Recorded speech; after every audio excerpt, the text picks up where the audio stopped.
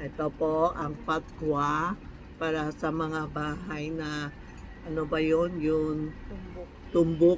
Halimbawa may kotse dumaan sa gate nyo o mga kotse dumaan o harap nyo, may tree, may malaking puno o bahay nyo may mga simbahan o bahay nyo hospital o tumbok, ito ang lalagay nyo na patwa. May patwa siya, may mountain. Ang mountain, yun ang napapayun sa iyo na may mga bad energy. Siya ang nakaharang. Tingnan nyo. Patwa, no, na may tubig nakaharang sa mga bad energy na papasok. No, pag pumunta kayo dito, i-explain ko sa iyo, may mga anting-anting dito. Kung sinong bahay na may tumbok o may mga kotse dumadaan sa inyo o puno, hospital, funeral, harap nyo o kapitbahay nyo, ito ang lalagay natin na patwa. Punta lang kayo dito, i-explain namin sa inyo how to use this one, patwa. Tapos meron tayo ito, Karat Chakra. Karat Chakra is may 21 saint na sa loob. Pwede lagay sa kotse, Karat Chakra.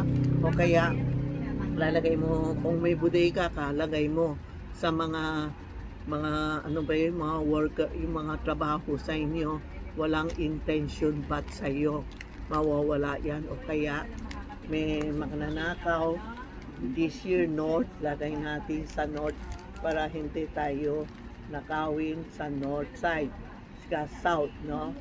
Ito ang Karat Chakra, pwede lagay sa kotse, pwede lagay sa pinto, bintana, lahat pwede. Ito ang tinatawag natin Karat Chakra, 21 cent.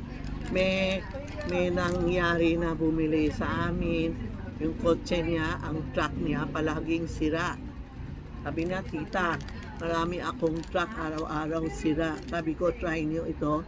Lalagay mo sa truck nyo. Pag mahaba, gupitin mo sa may aircon o sa kotse natin para hindi tayo maaksidente.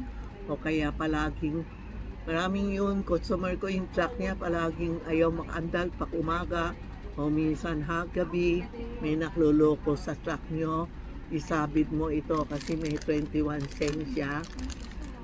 Tutulungan tayo. Ito ang tinatawag natin Karat Chakra.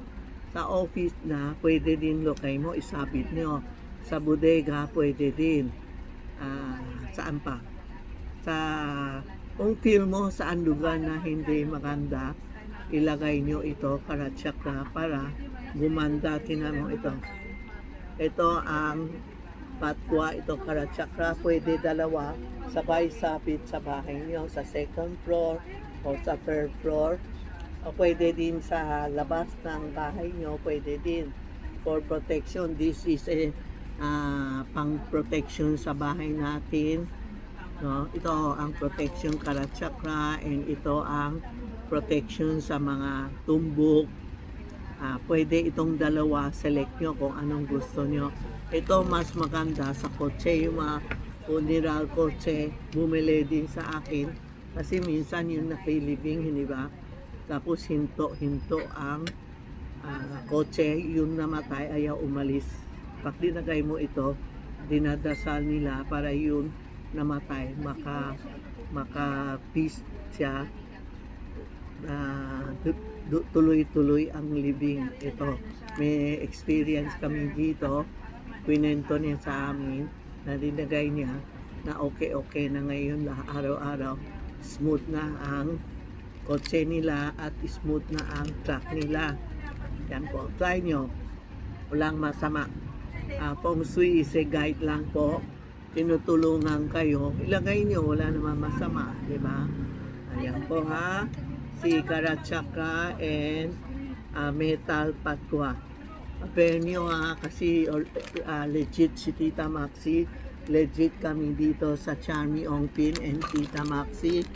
May 1.3 na million ang subscriber ko. Thank you sa lahat na subscriber. Salamat po ha, thank you.